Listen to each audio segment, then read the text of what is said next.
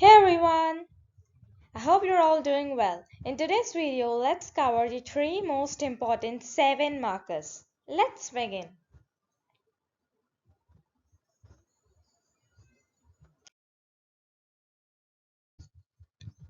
Here we are asked to find out the adjoint and inverse of this matrix.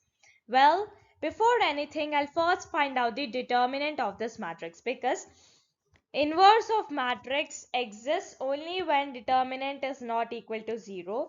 And one more thing here you got to note over here is that for finding out adjoint you need minors and cofactors. Alright, let me first find out the determinant of A. Alright, let me choose the first row, then cut down all the rows and columns. 1 belongs to over here. This is 16 minus 9, that is 7. Now this 7 should be multiplied with 1 because here the number is 1. Now that is 7. Let me note down 7 over here. Fine. Then if I choose 3 as the next element, then I'm cutting down all the rows and columns. 3 belongs to, here it is 4 minus 3, that is 1. Now 1 again should be multiplied with the number over here, that is 3. So here I'm gonna have 3. Let me note down 3 over here. Now I'm going to choose the third element of the first row, that is 3. Let me cut down the rows and columns. 3 belongs to over here. Now this is 3 minus 4, that is minus 1. Now let me note down minus 1. Hold on. This still need to be multiplied with this number. So minus 1 into 3, that is minus 3. Here let me put on minus 3. Now do you all remember the signs that should be put for the first row? Well, it is plus, minus, plus, isn't it? Now let's implement it accordingly. Here it will be plus 7 minus 3 plus of minus 3. Now that is 7 minus 3 minus 3, that is 4 minus 3, that is 1. Now here the determinant of this matrix A is 1. Here it means that determinant is not equal to 0. So inverse of matrix A exists. Now in order to find out adjoint, I am first finding out the minors. We already know the minors of 1, 1, 1, 2 and 1, 3. They were 7, 1 and 1. Aren't they? Well, 1 was minus 1. Alright. Now, if I need to talk about row 2, M21, cut down all the rows and columns. It belongs to 12 minus 9, minus 3. Wait, 12 minus 9, right? It's 3. So here it's going to be 3. Alright. Then if I need to talk about M22, that's going to be 4 minus 3, that is 1. Now M23, that will be 3 minus 3, that is 0. Now M31, 9 minus 12 minus 3. Then M32, 3 minus 3, 0. Talking about M33, 4 minus 3, that is 1. Now these were the minors. Let's quickly find out the cofactors. Now 1 plus 1 is 2. It will remain the same. 2 plus 1 is 3, it's odd. So the sign will change to minus 1. Here again it will remain the same. Fine. If I need to talk about this, 2 plus 1 is 3. So it is going to change to minus 3. Now 2 plus 2 is 4. It will remain the same. 2 plus 3 is 5. 0 does not make any sense. Then 3 plus 1 is 4. It will remain the same. 3 plus 2 is 5. But still there will be no change. 3 plus 3 is 6. Here it will remain the same. Now this is a cofactor, right? Now let's build on the cofactor table. 7 minus 1 minus 1 minus 3 1 0 minus 3 0 1. Now if you take the transpose of this matrix, you will get the adjoint of this matrix, isn't it? Now what is it gonna be? Transpose is nothing but rows into columns or columns into rows. That is going to be 7 minus 1 minus 1 minus 3 1 0, then minus 3 0 1. This will be the adjoint of this matrix. Now if I need to find out the inverse of this matrix, what is inverse formula? It's simply adjoint of A by determinant of A. Do you all remember what the determinant was? It was 1. So the adjoint of this matrix as well as the inverse of this matrix will be the same, isn't it? That is 7 minus 3 minus 3 minus 1, 1, 0 minus 1, 0, 1. This will be both the adjoint and the inverse of this matrix A. Moving forward, we have theta minus phi is equal to pi by 2. Now this right over here is a Greek alphabet, fine, which I have highlighted with green color over here. This is a Greek alphabet which is PHI, that is phi. Okay, now theta minus phi is equal to pi by 2. Fine, then show that this expression will be equal to 0. First, let's start with the multiplication and let's see if we can actually substitute this value somewhere or the other. Fine. Take the first row with the first column, the same concept applies, right? Now, when you perform multiplication, you get this. Cos square theta into cos square theta plus cos theta sin theta. Wait, hold on. This is cos square phi, right? So, cos theta sin theta into cos phi sin phi. Fine. Let's put this aside. Now with the row 2. Now with the column 2. So cos square theta into cos phi sin phi plus cos theta sin theta into sin square phi. Now that was row 1. Now if I need to talk about row 2, this is our row 2. Let's do it with the first column. Now cos theta sin theta into cos square phi plus we have sin square theta into cos phi sin phi. Fine. Now let's move on to the second column. That will be cos theta sin theta into cos phi sin phi plus sin square theta into sin square phi. Now that was multiplication. Now if you look over these 4 expressions that you find on the screen, basically they are the 4 elements. Do not get confused, there's a gap in between. Alright. Now here, let's see if we can take something common out and we can have something in the brackets. Now here, if you look at the first expression, I'm going to take out something common out of all of them. Here in the first one, can I take out cos theta, cos phi common? I can do that. Right here in brackets, I'm going to have cos theta, right? And cos phi will also be there because here it is square. Okay, I just took cos theta, cos phi out.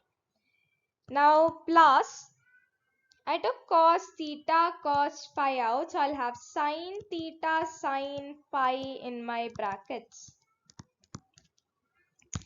Alright, that was about the first one. Now if I move on to the second one, I'm going to take out cos square theta, sin square theta out. Can I do that? Well, not cos square theta and sin square theta, but I can take out cos theta, sin phi. Can I do that? I'll simply write down here cos theta, sin phi. Now if I take out common, what will I have in my brackets? Come on, tell me. Here I took out cos theta common. So here 2 gets over. Sin phi common. So here I'm going to have cos theta cos phi plus. Here I took out cos theta common and sin phi common. So I'll have sin theta sin phi in my brackets. Now have a look at the first and the second elements that we have in our new matrix. Well, here. What is in the brackets? Aren't they same? Now equate, try to make out same in all the four. Then maybe we have a chance of further simplification. In third one, what can I take out? Can I take out sin theta cos phi out? Sin theta cos phi. If I take them out, sin theta cos phi, here I'll have cos theta cos phi in my brackets. Plus, I took out sin theta cos phi out, so here I'm going to have sin theta sin phi in my brackets. Alright, now if I move on to the fourth one, here what can I take out common? Well, I can take out sin theta sin phi out. Alright, here I'm taking out sin theta sin phi out. I'll have sin theta sin phi is taken out. I'll have cos theta cos phi in my brackets. Plus sin theta sin phi will be in my next term, sin theta sin phi. Now this is my new matrix after further simplification. Now what can I do? Here comes a formula that you might not be knowing, but let me tell you. Sin A sin B plus cos A cos B will be equal to cos into A minus B. This is the formula. Now try to implement this in our question. From now on, try to remember this formula. It might be very useful. Alright. Now try to implement in this particular sum. What will you get? Now instead of all the things that we have in our brackets, you can simply write cos theta into cos into theta minus phi will be in your brackets. Let me write the next step then. Let's erase all of this. Now I'm simply having cos into theta minus phi in my brackets instead of these terms.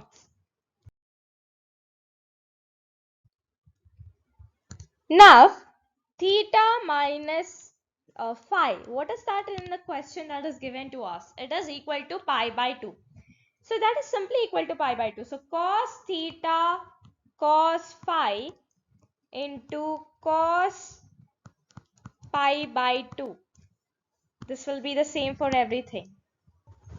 Now, if you're wondering what to do next, let me tell you that cos pi by 2 will be equal to 0. This is something not known to us, but let us learn right now.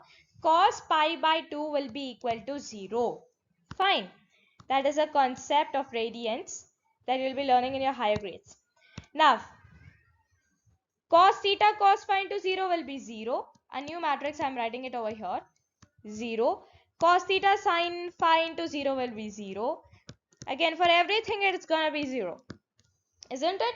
What is this over here? That is equal to 0. This is our RHS and that is something we got to prove. Fine. Now, hence proved.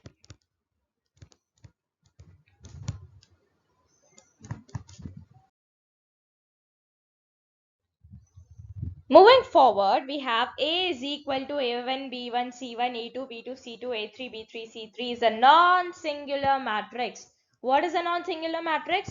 Whose determinant is not equal to 0. Fine.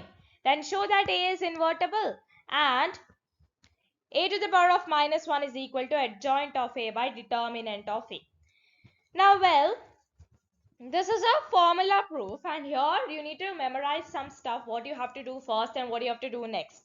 Firstly, you got to assume some cofactors. Let's suppose say the cofactors, you're going to write it like this. Let the cofactors let the cofactors of A be A1, A2, A3, but here they are gonna be in capitals. There should be some difference, right? A1, B1, C1, etc., etc. Alright, now a cofactor table is gonna be in this manner. A1, B1, C1, A2, B2, C2, A3, B3, C3. This is my cofactor table. Now if you take the transpose of this, you will get the adjoint, isn't it? Now what will that be equal to?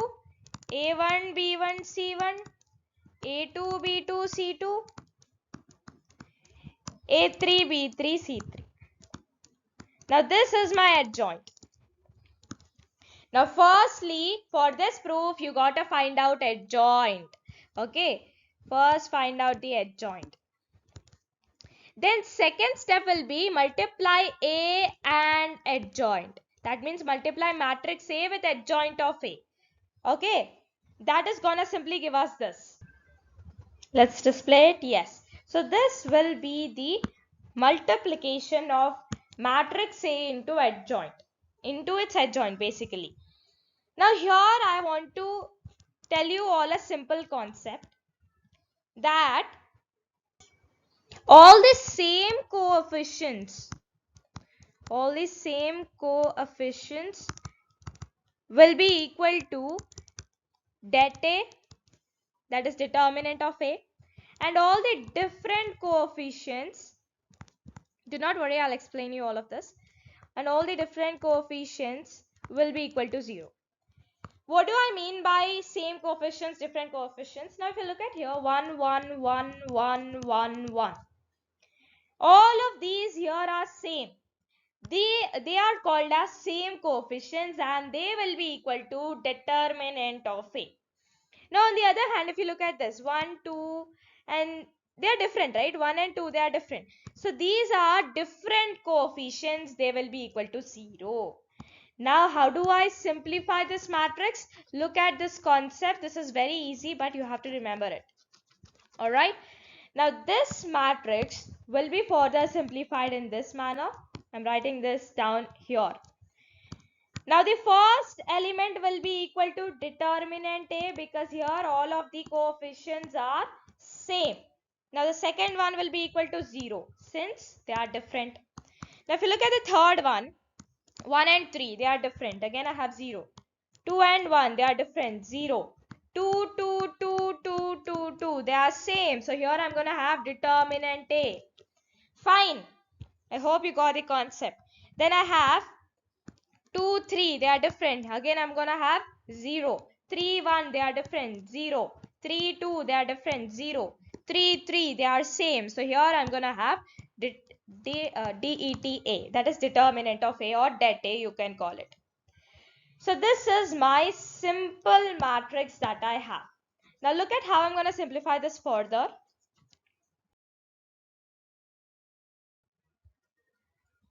Take out determinant A common out of this matrix. What do I have in my matrix now? I'll have 1 in place of determinant A and the rest of the ones will be 0. Right? In this one. Right? In place of determinant A, I'll have 1 because I took determinant A common. Now this is nothing but equal to determinant A into 1, that is determinant A itself. Alright. Now I'm just gonna keep this aside for a while and focus on what question is actually asking us about. Now we know that determinant A is not equal to 0 because it's a non-singular matrix, isn't it? Now here applies the condition. If determinant A is not equal to 0, then A into its adjoint. Get me? Here we have A into adjoint of A will be equal to determinant of A into I. Or here I or 1, it does not make sense. Here if I put even I, that means it's an identity matrix. Alright, or a unit matrix where all the diagonal elements are equal to 1. That is very simple. Now remember that if determinant of A is not equal to 0, this is the condition that applies. What is that? A into adjoint of A will be equal to determinant of A into I. Alright.